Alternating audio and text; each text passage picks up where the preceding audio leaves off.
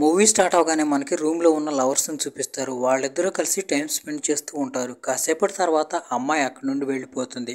అమ్మాయి అక్కడి నుండి వెళ్ళిపోయిన కాసేపటికి శంకర్ అనే వ్యక్తి అక్కడికి వస్తాడు. అతను వచ్చి చూస్తే గడప మీద జై భీమ్ అనే స్టిక్కర్ అంటించి ఉంటుంది. రూమ్ లోపల చూస్తే గౌతమ్ బుద్ధుడి ఫోటో గోడకు తగిలించి ఉంటుంది. ఇవన్నీ చూసి శంకర్ రక్తం మరిగిపోతుంది.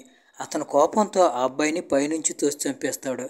అక్కడ పుకారు ఏమని స్ప్రెడ్ అవుతుందంటే చదువుకునే ఒక అబ్బాయి ఒత్తిడి తట్టుకోలేక ఆత్మహత్య చేసుకుని చనిపోయాడని.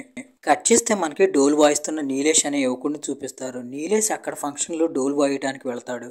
డోలు వాయిస్తున్న నీలేష్కి ఫంక్షన్లో విధి అనే అమ్మాయి కనిపిస్తుంది.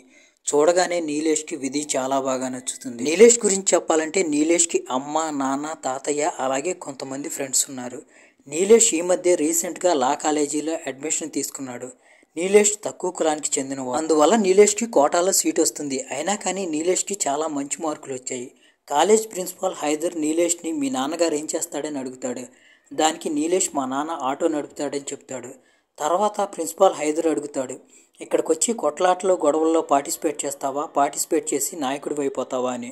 దానికి నీలేష్ అంటాడు, సార్ లీడర్ కావాలంటే గొడవలు పడాలి, అది నాకు రాదు. కానీ లాయర్ కావాలంటే చదువుకోవాలి, అందుకే నేను ఇక్కడికి వచ్చానని అంటాడు. కాలేజీలో ముందు నుంచి లోవర్ క్యాస్ట్కి సంబంధించిన గ్రూప్ ఒకటి ఉంటుంది. ఆ గ్రూప్ లీడర్ పేరు శేఖర్. కాలేజీలో మొదటి నుంచే జూనియర్స్ని ర్యాగింగ్ చేస్తూ ఉంటారు. నీలేష్ని కూడా ర్యాగింగ్ చేస్తారు. అక్కడే నీలేష్కి మళ్ళీ విధి కలుస్తుంది. విధి కూడా అక్కడికి లా చదవడానికి వస్తుంది. నీలేష్కి కాలేజీలో ఒక ఫ్రెండ్ కూడా అయిపోతాడు. అతని పేరు వాసుదేవ్ సింహ్. కాలేజీలో ఉన్న వాళ్ళందరూ ఎక్కువ కులానికి చెందిన వాళ్ళ పిల్లలు. అందువల్ల నీలేష్ తన పూర్తి పేరు చెప్పడానికి సిగ్గుపడిపోతూ ఉంటాడు. కేవలం నీలేష్ అనే చెప్తాడు. దానికి BA LLB అనే తోక తగిలిస్తాడు. అందరూ డిగ్రీ ఎక్కడి నుండి, ఇంటి దగ్గర నుంచి తెచ్చావా అని నవ్వుతారు. విధి కజిన్ రోనక్ కూడా అదే బ్యాచ్లో చదువుతూ ఉంటాడు. తర్వాత నీలేష్కి శేఖర్తో పరిచయం అవుతుంది. అప్పుడు నీలేష్ శేఖర్ని అన్న రోజు ఇలాగే ర్యాగింగ్ చేస్తారా అని అడుగుతాడు. దానికి శేఖర్ చెప్తాడు, అడవిలో జంతువులన్నీ గుంపుగా నివసిస్తూ ఉంటాయి, ఎందుకంటే అవి ఈజీగా టార్గెట్ అవ్వకూడదని. అక్కడ గొడవ కేవలం ఆకలి కోసం, కానీ ఇక్కడ గొడవ హక్కు కోసం. ఇక్కడ ఈ అడవిలో నువ్వు సర్వైవ్ అవ్వాలంటే గుంపుతో కలిసి జీవించాలి. దానికి నీలేష్ అంటాడు, అన్నయ్య నాకు రాజకీయాల్లో పడాలని లేదు. దానికి శేఖర్ చెప్తాడు, బాబు చిట్టి, నువ్వు ఏ రోజు పుట్టావో ఆ రోజే రాజకీయాల్లో పడిపోయావని. శేఖర్ గర్ల్ ఫ్రెండ్ పేరు రీచా. ఇదే కాలేజీలో ప్రొఫెసర్గా పనిచేస్తుంది. కాలేజీలో ఎడ్యుకేషన్ మొత్తం ఇంగ్లీష్లో ఉంటుంది. నీలేష్కేమో అసలు ఇంగ్లీష్ ఏమీ రాదు. అందుకే నీలేష్కి ఏమీ అర్థం కాదు. నీలేష్ విధితో మాట్లాడుతూ ఏం చదవాలో ఏం చదవకూడదో నాకు అసలు ఏమీ అర్థం కావట్లేదు అంటాడు. అలా వాళ్ళిద్దరూ ఒకరితో ఒకళ్ళు మాట్లాడుకుంటూ టైం స్పెండ్ చేస్తూ ఉంటారు. అలా వాళ్ళిద్దరి మధ్య ఫ్రెండ్షిప్ గ్రో అవుతుంది. కట్ చేస్తే మనకి ఇంకోవైపు శంకర్ని చూపిస్తారు. శంకర్ని ఒక ఫ్యామిలీ వాళ్ళు పిలుస్తారు. అసలు ఏం జరుగుతుందంటే ఆ అమ్మాయి తన లవర్తో కలిసి తిరుగుతూ ఉంటుంది. ఈ విషయం వాళ్ళ ఇంట్లో వాళ్ళకి తెలుస్తుంది. దాంతో వాళ్ళ అన్నయ్య ఆ అమ్మాయిని తిడతాడు. అలాగే ఆ అమ్మాయిని కొడతాడు. అప్పుడు ఆ అమ్మాయి తల గోడకు తగులుతుంది. దాంతో ఆ అమ్మాయి అక్కడికక్కడే చనిపోతుంది. ఆ సమస్యను సాల్వ్ చేయడానికి వాళ్ళు శంకర్ని అక్కడికి పిలిపిస్తారు. అంతా విని శంకర్, మంచి పని చేశారు మీరు, నా చెల్లెలది కూడా ఇలాంటి పరిస్థితి, ఇలాంటివి అప్పుడప్పుడు చేయాల్సి వస్తుంది. శంకర్ ఆ అమ్మాయిని తీసుకువెళ్ళి ఒక తాడుతో గొంతుకి ఉచ్చు బిగుస్తూ ఉంటాడు. ఎందుకంటే చూసే వాళ్ళకి ఆ అమ్మాయి ఆత్మహత్య చేసుకున్నట్టు అనిపించాలని. శంకర్ ఆ అమ్మాయి గొంతుకి ఉచ్చు బిగుస్తున్నప్పుడే ఆ అమ్మాయికి స్పృహ వస్తుంది. నిజానికి ఆ అమ్మాయి చనిపోలేదు. ఆ గోడకు తగిలినప్పుడు ఆ అమ్మాయికి స్పృహ పోతుంది. అయితే శంకర్ ఆ ఇంట్లో వాళ్ళని పిలవకుండా ఆ అమ్మాయికి ఊరేసి చంపేస్తాడు. తర్వాత చూసే వాళ్ళందరూ ఏం చెప్పుకుంటారంటే చదువుకునే ఒక అమ్మాయి ప్రెషర్ తట్టుకోలేక సూసైడ్ చేసుకుందని. తర్వాత మనకి శంకర్ కూతురుని చూపిస్తారు. శంకర్ కూతురు ఒక చిన్న కుండీలో 2 మొక్కల్ని కలిపి పెడుతూ ఉంటుంది. అప్పుడు శంకర్ ఆ చిన్న పాపతో దేనికి దాని స్థాయి ఉంటుంది, 2 మొక్కల్ని ఒక చోట కలిపి పెడితే చచ్చిపోతుందని చెప్తాడు. కట్ చేస్తే ఇంకోవైపు కాలేజీలో లెక్చరర్ ఇంగ్లీష్లో డిక్టేట్ చేస్తూ ఉంటాడు. అయితే వాసు కూడా ఇంగ్లీష్ రాదు. కానీ వాసు సైలెంట్గా కూర్చుంటే లెక్చరర్ లేపి అడుగుతాడని రౌండ్గా గుడ్లు పెడుతూ ఉంటాడు. నీలేష్ కూడా ఇంగ్లీష్ రాదు. దాంతో నీలేష్ కూడా అలాగే చేస్తూ ఉంటాడు. అయితే లెక్చరర్ నీలేష్ని పట్టుకుంటాడు. తర్వాత లెక్చరర్ నీలేష్ని ఎగతాళి చేస్తూ ప్రతి సంవత్సరం లక్షల మంది ఎంట్రన్స్ సీట్ కోసం ఎగ్జామ్ రాస్తారు. అయితే వాళ్ళలో కొన్ని వేల మంది క్వాలిఫై అవుతారు. ఒక సీటు అప్పరంగా ఫ్రీగా నువ్వు దొబ్బేశావని నీలేష్ని ఎగతాళి చేస్తాడు. ఆ మాటలు నీలేష్కి నచ్చవు. దాంతో నీలేష్కి కోపం వస్తుంది. నీలేష్ మిగతా వాళ్ళ నోట్సులు కూడా లాక్కొచ్చి, సార్ వీళ్ళకు కూడా ఏం అర్థం కావట్లేదు, వీళ్ళు కూడా నాలాగే గుడ్లు పెడుతున్నారు, కానీ మీరు వాళ్ళందరినీ పాయింట్అవుట్ చేయకుండా కేవలం నన్నొక్కడినే ఎందుకు పాయింట్అవుట్ చేస్తున్నారని అంటాడు. దానికి లెక్చరర్ ఏమీ పట్టించుకోకుండా నీలేష్ని క్లాస్ నుంచి బయటికి నెట్టేస్తాడు. దాంతో నీలేష్ అలసిపోయి ఒక చోట వెళ్ళి కూర్చుంటాడు. కాసేపటి తర్వాత నీలేష్ దగ్గరికి విధి వస్తుంది. అప్పుడు నీలేష్ విధితో మాట్లాడుతూ, నేను ఎక్కడికి వెళ్ళినా కానీ అందరూ ఇది నీ స్థాయి కాదు, నీ స్థాయి కాదు అంటారు. నా స్థాయి ఏందో నాకు తెలియట్లేదని అంటాడు. తర్వాత నీలేష్ తన కుక్క గురించి విధికి చెప్పడం స్టార్ట్ చేస్తాడు. నీలేష్ కుక్క పేరు బిర్జు. బిర్జు అంటే నీలేష్కి చాలా ఇష్టం. ఒకరోజు ఒక చెరువు దగ్గర నీలేష్ తన కుక్క బిర్జుతో కలిసి స్నానం చేస్తూ ఉంటాడు. అయితే చెరువు దగ్గర ఉన్న స్థలం ఎక్కువ కులం వాళ్ళకి చెందింది. అయితే వాళ్ళు చెరువును కూడా వాళ్ళదే అని చెప్పుకుంటారు. ఎక్కువ జాతికి చెందిన వాళ్ళు అక్కడికి వస్తే వీళ్ళు కానీ ఆ టైంలో అక్కడ ఆ చెరువులో స్నానం చేస్తూ కనిపించారంటే వాళ్ళని నిర్దాక్షిణ్యంగా నరికి చంపేస్తారు. దాంతో వాళ్ళు అక్కడ నుండి పారిపోతారు. తర్వాత ఎక్కువ కులానికి చెందిన వాళ్ళు వచ్చి ఆ చెరువులో యూరినేట్ చేస్తారు. ఇది చూసి నీలేష్కి విపరీతమైన కోపం వస్తుంది. ఈ గొడవలో బిర్జు ఎటో పారిపోతుంది. తర్వాత చూస్తే నీలేష్కి బిర్జు ఒక రైల్వే ట్రాక్ మీద కట్టేసి కనిపిస్తుంది. ఒకవైపు నుంచి ట్రైన్ వస్తుంది, ఇంకోవైపు నుంచి బిర్జును కాపాడాలని నీలేష్ పరిగెత్తుతాడు. కానీ నీలేష్కి అక్కడికి వెళ్లేలోపే ట్రైన్ వచ్చి బిర్జును గుద్దేస్తుంది. దాంతో బిర్జు అక్కడికక్కడే చనిపోతుంది. తర్వాత రోజు పోలీసులు వచ్చి నీలేష్ని నీలేష్ ఫ్రెండ్స్ని తీసుకువెళ్తూ ఉంటారు చెరువులో నీళ్లు దొంగతనం చేస్తున్నారని. అప్పుడు నీలేష్ వాళ్ళ అమ్మ వచ్చి పోలీసుల్ని క్వశ్చన్ చేయడం స్టార్ట్ చేస్తుంది. వీళ్ళు నిజంగా నీళ్లు దొంగతనం చేశారా, దానికి సాక్ష్యం ఏంటి, అలాంటి క్వశ్చన్లు అడుగుతూ ఉంటుంది. దాంతో పోలీసులకి విపరీతమైన కోపం వచ్చి నీలేష్ కళ్ళ ముందే నీలేష్ వాళ్ళ అమ్మగారి చెంప పగలగొడతారు. తర్వాత నీలేష్ వాళ్ళ అమ్మ ఒక లాయర్ని తీసుకువెళ్ళి నీలేష్ని నీలేష్ ఫ్రెండ్స్ని విడిపిస్తుంది. తర్వాత నీలేష్ వాళ్ళ అమ్మ నీలేష్తో మాట్లాడుతూ, నువ్వు లాయర్స్ చదువు అంటుంది. దానికి నీలేష్ చదువుతున్నా కదా, చదివిన తర్వాత ఉద్యోగం వస్తుంది, డబ్బులు వస్తాయి, ఆ తర్వాత నీ మీద ఎవరో చెయ్యెత్తరని అంటాడు. దానికి నీలేష్ వాళ్ళ అమ్మ, మనం పడుతూ ఎంత దిగజారిపోయామంటే పడిన చోట నుండి లెగవాలనే విషయమే మర్చిపోయాం. విషయం డబ్బులు సంపాదించడం, ఉద్యోగం చేయడం కాదు, ఇది అధికారం సామర్థ్యానికి సంబంధించిన విషయం. బాబాసాహెబ్ మీద ఎవరో చెయ్యలేదు, ఎందుకు, ఆయన దగ్గర అధికారం ఉంది, సామర్థ్యం ఉంది. అది నీలేష్ లాయర్ చదవడానికి కారణం. నీలేష్ తన వాళ్ళ గొంతుకు కావాలనుకుంటాడు. నీలేష్ మీద చాలా పెద్ద బాధ్యత ఉంది. విధి అంటుంది, నీకు ఇంగ్లీష్ నేను నేర్పిస్తాను, నువ్వు ఈజీగా లాయర్ అయిపోతావు. అలా వాళ్ళిద్దరూ చాలా క్లోజ్ అవుతారు. చూస్తుండగానే ఎగ్జామ్స్ అయిపోతాయి. నీలేష్కి మంచి మార్కులు వస్తాయి. ఈసారి ఆ లెక్చరర్ ఏమనడు. తొందరలోనే విధి వాళ్ళ అక్క పెళ్లి జరగబోతుంది. దానికి విధి వాళ్ళ నాన్నతో, నేను నా ఇద్దరు ఫ్రెండ్స్ని ఇన్వైట్ చేస్తాను, వాసు అలాగే నీలేష్ అని అంటుంది. దానికి విధి వాళ్ళ నాన్న నీలేష్ పూర్తి పేరేంటని అడుగుతాడు. దానికి విధి నీలేష్ పేరు నీలేష్ అహిర్వా అని చెప్తుంది. విధి వాళ్ళ నాన్నకి అహిర్వా అనేది అంతగా నచ్చదు. దాంతో అతను అతిథుల పేరులో నీలేష్ని సగం పేరు మాత్రమే రాస్తాడు. తర్వాత విధి వెళ్ళి నీలేష్కి పెళ్లి కార్డు ఇచ్చి నీలేష్ని పెళ్లికి ఇన్వైట్ చేస్తుంది. అప్పుడే మాటల మధ్యలో విధి వాళ్ళ అమ్మ చనిపోయిందని తెలుస్తుంది. విధి చెప్తూ వాళ్ళమ్మ చిన్నప్పుడే క్యాన్సర్ వల్ల చనిపోయిందని, ఆ తర్వాత విధి వాళ్ళ నాన్నే వాళ్ళిద్దరిని పెంచాడని చెప్తుంది. అదంతా విని ఎమోషనల్ సపోర్ట్ ఇవ్వడానికి నీలేష్ విధి చేతిని పట్టుకుంటాడు. విధి ఇంకా ఎమోషనల్ సపోర్ట్ తీసుకోవడానికి నీలేష్ని కిస్ చేయబోతుంది. నీలేష్ ఒక సెకండ్ ఆగుతాడు, తప్పేమోనని.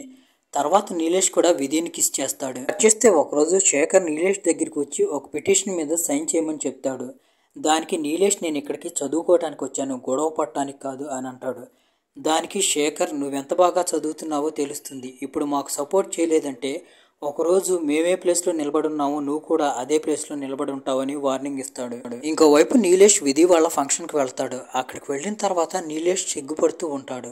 అయితే విధి నీలేష్కి కంఫర్టబుల్గా ఉండటానికి ఎక్కువగా నీలేష్కి కంపెనీ ఇస్తుంది. అయితే ఇదంతా విధి వాళ్ళ నాన్న, బాబాయి, తాతకి నచ్చదు. వీళ్ళిద్దరి మధ్య ఫ్రెండ్షిప్ కంటే ఇంకా ఏదో ఎక్కువదే ఉందని విధి వాళ్ళ నాన్నకి అర్థమవుతుంది. దాంతో విధి వాళ్ళ నాన్న నీలేష్కి నచ్చజెబుదామని నీలేష్ని ఒక రూమ్లోకి తీసుకువెళ్తాడు. అయితే విధి వాళ్ళ నాన్న ఏదో మాట్లాడబోయేంతలోపు రౌనక్ అక్కడికి తన ఫ్రెండ్స్ని తీసుకొచ్చి నీలేష్ని పిచ్చి కుక్కను కొట్టినట్టు కొడతాడు. అయితే విధి వాళ్ళ నాన్న రౌనక్ని అతని ఫ్రెండ్స్ని అక్కడి నుండి పంపించేయబోతాడు. ఆయన పంపించేయబోయేంతలోపే రౌనక్ నీలేష్ పైన యూరినేట్ చేస్తాడు. తర్వాత విధి వాళ్ళ నాన్న నీలేష్తో మాట్లాడుతూ, నువ్వు విధికి దూరంగా ఉండు, లేకపోతే వీళ్ళు నిన్ను విధిని చంపేస్తారు.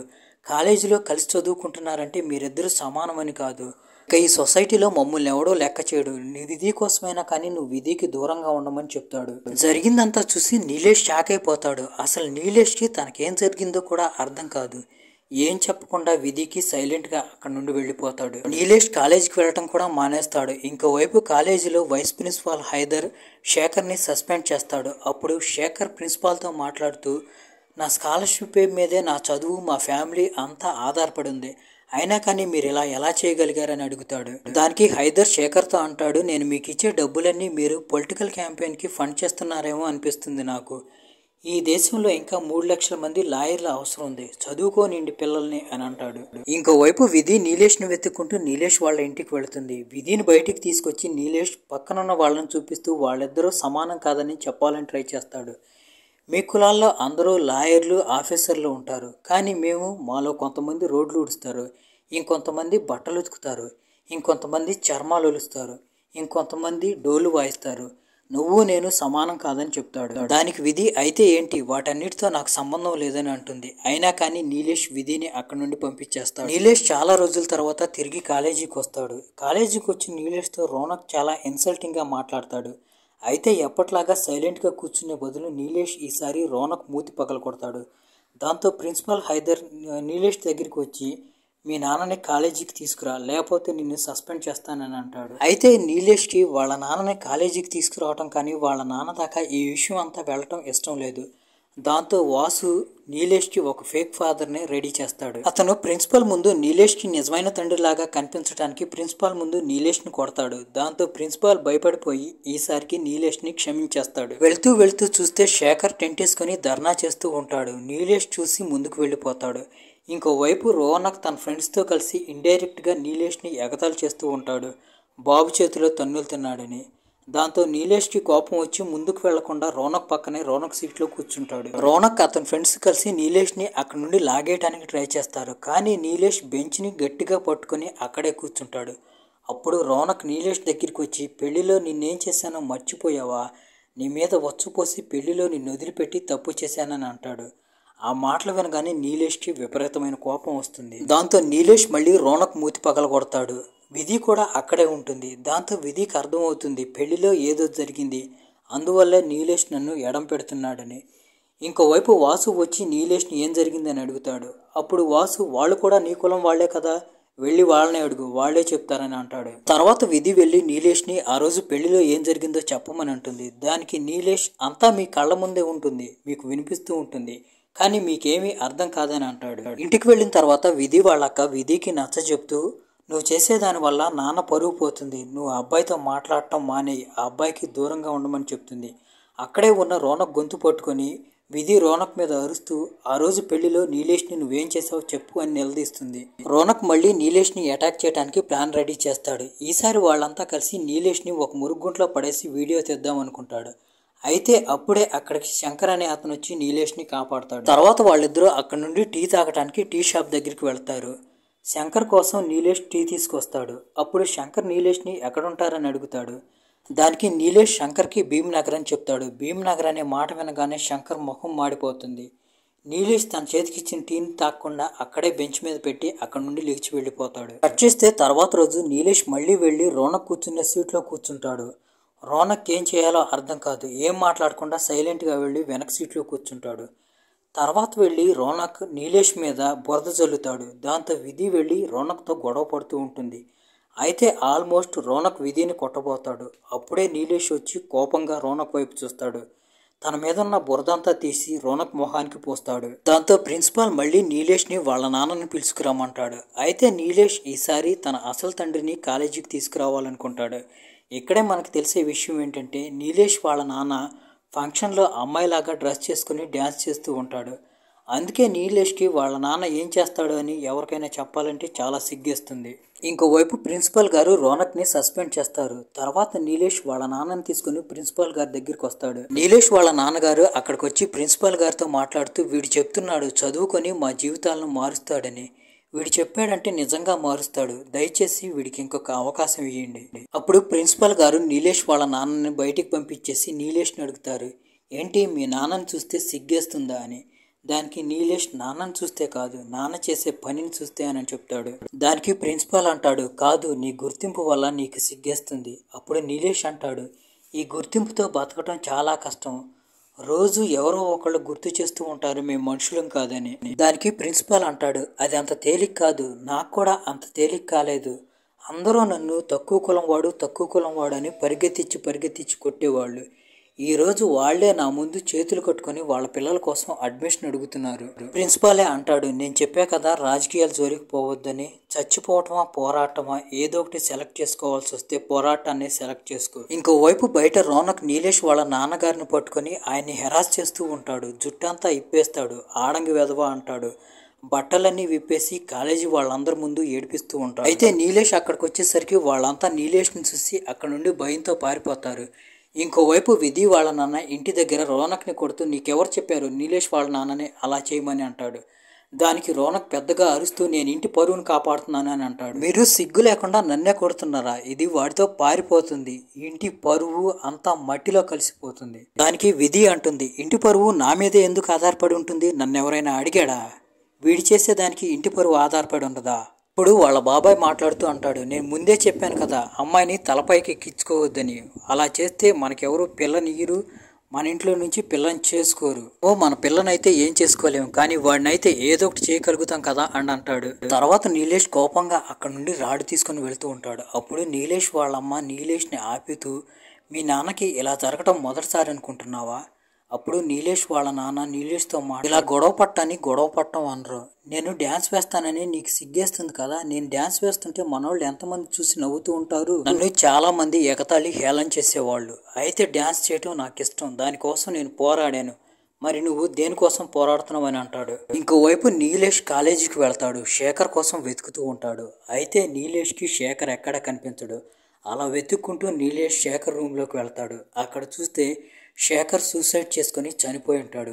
చనిపోయే ముందు అతను గోడ మీద నీలం రంగుతో ఒక కవిత రాస్తుంటాడు. ప్రకాశించే నక్షత్రం ఒకటే, ఇవాళ మనదై ఉండకపోవచ్చు, కానీ రేపు ఖచ్చితంగా మనదే. రేపు మనదే, ఎందుకంటే మనకు అది పరాయి కాదు, మనదే ఆశ్రయం. కష్టాల వల్ల కూలిపోతే ఏముంది, మన పాదాలపై గాయాలన్నా మన ప్రయాణం ఆగదు. లక్ష్యం పిలుస్తుంది, ఈ అడుగులు రేపు విజయం వైపు నడిపిస్తాయి. ఇవాళ మనదై ఉండకపోవచ్చు, కానీ రేపు ఖచ్చితంగా మనదే. సముద్రాలను చీల్చే శక్తి, పర్వతాలను కోయగల ధైర్యం, ఈ చేతులకే స్వర్గం లభిస్తుంది. నీలేష్ అక్కడి నుండి వెళుతున్నప్పుడు ఒక చోటే కూర్చున్న శేఖర్ అలాగే బిర్జు నీలేష్ కనిపిస్తారు. వాళ్ళిద్దరూ నీలేష్ని చూసి నవ్వుతూ ఉంటారు. తర్వాత నీలేష్ విధితో మాట్లాడుతూ, నేను శేఖర్ని కాపాడలేకపోయాను, అలాగే బిర్జుని కాపాడలేకపోయాను, నిన్ను కూడా కాపాడలేను, మనిద్దరం విడిపోదామని అంటాడు. అయితే విధి అందుకు ఒప్పుకోదు. దాంతో నీలేష్ ఆ రోజు పెళ్లిలో ఏం జరిగిందో వెళ్ళి మీ నాన్నని అడుగు అని అంటాడు. విధి అక్కడి నుండి వెళ్ళిపోతుంది. నీలేష్ అక్కడి నుండి వెళుతున్నప్పుడు ఒక వ్యక్తి యాక్సిడెంట్ అయి కింద పడిపోయి కనిపిస్తాడు. ఆ వ్యక్తి శంకర్. నీలేష్ వెళ్ళి అతనికి హెల్ప్ చేస్తాడు. శంకర్ నీలేష్ని కొంచెం ముందుకు తీసుకువెళ్ళి వదిలిపెట్టమంటాడు. దాంతో నీలేష్ శంకర్కి హెల్ప్ చేస్తూ ఉంటాడు. అయితే శంకర్ అవకాశం తీసుకుని నీలేష్ పైన అటాక్ చేస్తాడు. ఇప్పుడే మనకి చూపిస్తారు. శంకర్ దగ్గరికి రోనక్ అలాగే వాళ్ళ బాబాయ్ వస్తారు. వాళ్ళిద్దరూ శంకర్కి డబ్బులు ఇస్తారు. శంకర్ వాళ్ళతో మాట్లాడుతూ, నేనేం తప్పు చేయట్లేదు, సమాజంలో పేరుకుపోయిన కుళ్ళునంతా క్లీన్ చేస్తున్నానని చెప్తాడు. శంకర్ నీలేష్ని తీసుకెళ్లి రైల్వే ట్రాక్ మీద పడేస్తాడు. అతను నీలేష్ దగ్గర ఒక బీర్ బాటిల్ పెట్టి సీన్ ఎలా క్రియేట్ చేస్తాడంటే నీలేష్ తాగి చచ్చిపోయినట్టు క్రియేట్ చేస్తాడు. అయితే అప్పుడే నీలేష్కి తనకొక్క బిర్జు గుర్తొస్తుంది. బిర్జు కూడా అలాగే చచ్చిపోయింది. నీలేష్ ఎలాగైనా అలా చచ్చిపోకూడదు అనుకుంటాడు. నీలేష్ ఎలాగోలా చేసి ప్రాణాలతో అక్కడి నుండి బయటపడతాడు. తర్వాత నీలేష్ శంకర్ని పిచ్చి కుక్కను కొట్టినట్టు కొడతాడు. అయితే అప్పుడే అక్కడికి రోనక్ వస్తాడు. రోనక్ చూస్తే నీలేష్ కళ్ళల్లో రక్తం అగ్నిలా పరిగెడుతూ ఉంటుంది. అది చూసి రోనక్ అక్కడి నుండి పారిపోతాడు. అయినా కానీ నీలేష్ రోనక్ని పరిగెత్తించి కుక్కను కొట్టినట్టు కొడతాడు. అలా పరిగెత్తుతూ రోనక్ ఇంటికి వస్తాడు. అయినా కానీ నీలేష్ రోనక్ని కొడుతూ ఉంటాడు. కావాలంటే నీలేష్ రోనక్ని చంపేయచ్చు, కానీ రోనక్కి ఒక అవకాశాన్ని ఇస్తాడు నీలేష్. అప్పుడే రోనక్ ఇంట్లో ఉన్న వాళ్ళందరూ పరిగెత్తుకుంటూ వస్తారు. తర్వాత నీలేష్ విధితో ఆ రోజు పెళ్లిలో వాళ్ళందరూ తన్నేం చేశారో అందరి ముందు చెప్తాడు. తర్వాత విధి వాళ్ళ నాన్నతో మాట్లాడుతూ, నీలేష్, నేను రాంపూర్లో పుట్టాను, అక్కడ స్థలం మాది కాదు, నీళ్లు మావి కాదు, ఒక మాట చెప్పాలంటే మా జీవితాలు కూడా మావి కావు, అక్కడ ఉంటే చావటం తప్ప ఇంకో దారి లేదని బతుకుదామని ఇక్కడికి వచ్చాను. అయితే ఇక్కడ ఏమీ లేదు, అక్కడికి ఇక్కడికి తేడా ఏంటంటే ఇక్కడ కొద్దిగా వెడల్పాటి రోడ్లున్నాయి, అలాగే కొద్దిగా ఎత్తైన బిల్డింగులున్నాయి, కానీ ఆలోచన అన్నిటికంటే చిన్నది. నేను ఒక విషయం మర్చిపోయాను, అదేంటంటే మా జీవితం మార్చుకోవచ్చు కానీ మా జాతి మార్చుకోలేమని నాకు అర్థమైంది. ఇప్పుడు నాకు ఒక విషయం అర్థమైంది, సమస్య డబ్బుల గురించి కాదు, అధికారానిది. అందుకే నేను కష్టపడ్డాను, చదువుకున్నాను, కాలేజీలో సీట్ సంపాదించాను, ఇప్పుడు నేను గాల్లో ఎగురుతున్నాను. కానీ మీరు నా ఆకాశాన్ని నా దగ్గర నుండి లాగేసుకున్నారు. మీకేమనిపిస్తుంది? మేము చూస్తే తక్కువ వాళ్ళమే, మురికి అనిపిస్తుందా? నిజానికి మేం కాదు మురికి, మేం కాదు తక్కువ వాళ్ళం. మీరు, మీ ఆలోచనలు మురికి, మీరు తక్కువ వాళ్ళు. విధి వాళ్ళ బాబాయ్ నీలేష్ను షూట్ చేయడానికి లోపల నుండి గన్ తీసుకొస్తాడు. అయితే అందరూ కలిసి అతన్ని ఆపుతారు. ఇదంతా తెలియడంతో విధి కంప్లీట్గా నీలేష్ సైడ్ వచ్చేస్తుంది. ఇదంతా చూసి తట్టుకోలేక విధి పెద్దగా అరుస్తుంది. ఇంకోవైపు మనకి శంకర్ని చూపిస్తారు. శంకర్ సూసైడ్ చేసుకుని చనిపోతాడు. ఎందుకంటే ఎక్కువ జాతి వాళ్ళు తక్కువ జాతి వాళ్ళు కలవటం అతనికి ఇష్టం లేదు. ఒకవేళ అలా చేయకుండా ఫెయిల్ అయ్యానని చెప్పి అలా చేసుకుంటాడేమో. కొన్ని రోజులు గడిచిపోయిన తర్వాత కాలేజీలో ఎగ్జామ్స్ జరుగుతూ ఉంటాయి. నీలేష్ది పెన్ అయిపోతుంది. అప్పుడు రోనక్ నీలేష్కి పెన్ ఇస్తాడు.